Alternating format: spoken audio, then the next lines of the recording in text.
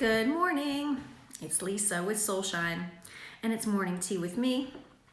I've got my tea in my at-home mug for once. I feel like I've been on the go nonstop, but I'm gonna rest at home just for a little bit, and then I'm gonna go pick up some t-shirts and be here to pick up some more earrings, and there's all kinds of things for the shop going on in the works today. But this morning, I'm gonna enjoy my tea at home, and today I brewed, what did I brew? Oh, fairy dust.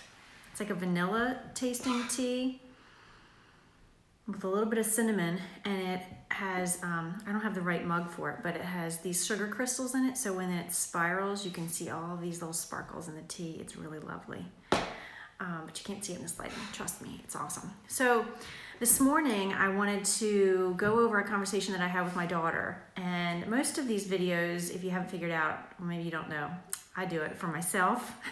And if somebody learns along the way, then that's great. But I save it for posterity because I forget. So I want to be able to post it up on YouTube so that I can look back and remember the things that, these great moments of wisdom in these morning teas with me, so that I don't have to relearn the same skill over and over and over again. So the conversation that I had with Maya, my daughter is a sophomore in college down in Florida, far, far away from her mama, but doing awesome. Academically, but socially, I was always a little bit worried about her. And she is such a wonderful person and a good friend, and such a creative friend. But sometimes she attracts people that need some extra help, that she has to solve a lot of problems with, and that sometimes end up resenting her for it.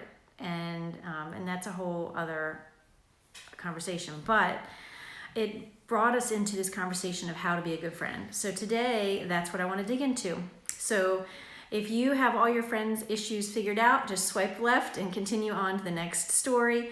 But I'm guessing, based on some of the conversations I've had with my adult friends and in my little circles at church, that a lot of women have a tough time finding good friends and keeping good friends. And so I just wanted to just brain dump some ideas on that topic. So in order to find a good friend, I told Maya that you have to start with being a good friend.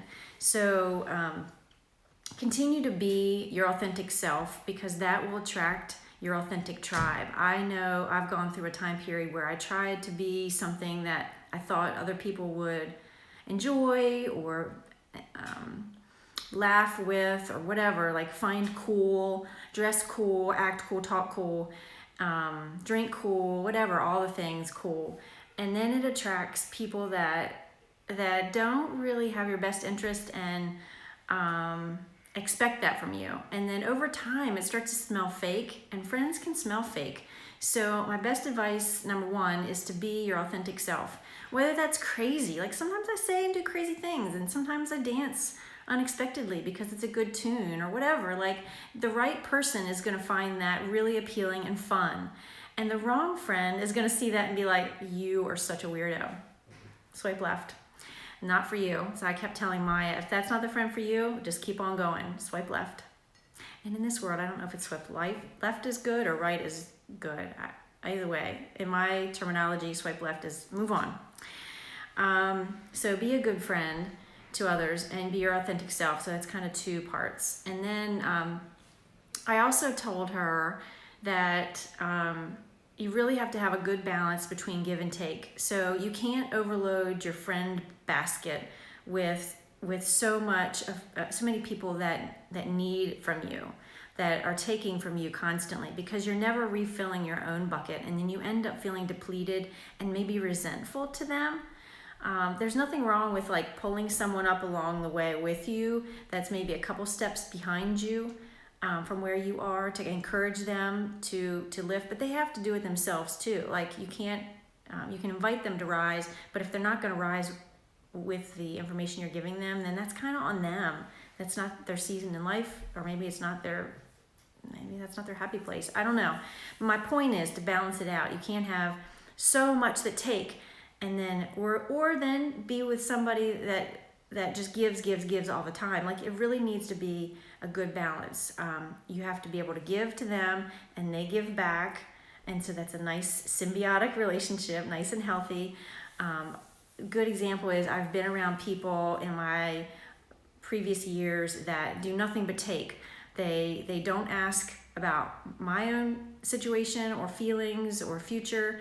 And if they do, they give you a 5-second, less maybe 2-second response, and then they're on to themselves again.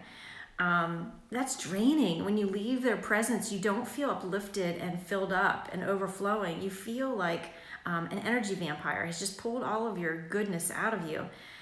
And I remember leaving a friend's house years ago and walking home and just being like, why do I feel so tired? Why do I feel so drained? I don't feel good. And I just kept doing it and doing it and doing it. And sometimes we're stupid sometimes. Over time, we just keep doing the same thing where we don't know why we feel that way. But then you need to start just opening your eyes and being like, wow, I feel really crappy when I hang out with this person all the time. Maybe I should hang out with them less.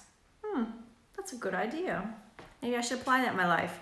So third or fourth bit of advice, just watch your balance and then pay attention to how you feel when you're around them. Do you feel invigorated? Do you feel inspired? Do you feel loved? And do they feel loved? I mean, again, that symbiotic relationship. So there's 4 or 5 good tips right there. And I hope that you've picked up the thing that you need to apply to your life, and just kind of like swipe left on the things you don't want to. Just pluck it away and pick up what's good and throw away what's bad. Anyway, I hope that it's helped you be a good friend in order to find a good friend, and really examine your friend group and like, do you have that good balance? Do you have people that inspire you? And if you don't, heck, get out there and find them. So this is the last bonus bit of advice that I gave Maya. Go out where your friends are. So if you want to find people, maybe there's an area in your life that you want to be a little bit more healthy. So then you go to where the healthy people are and you start making conversations. And over time, it's not going to be like day one. Like, you're not going to hand out pieces of paper to people and say, hey, will you be my friend? Check yes or no. Like, it doesn't happen that fast. Sometimes you need to talk a little bit more. But sometimes you know immediately. You're like, ooh, this is my girl. I recognize my tribe. Go where your people are. So say you want to be more spiritual. Go where the spiritual people are. Discerning, making sure that, they're good for you and not unhealthy. Yeah, you can find unhealthy people in spiritual places too. So that's my bonus bit of advice. Again, take what you love and leave the rest. But hopefully it has left you a little bit wiser and a little bit more pondering your friend group a little bit more. So I'm going to jump off here, enjoy my fairy dust tea, and I hope that you join me again tomorrow for more morning tea with me. You never know what I'm going to come up with.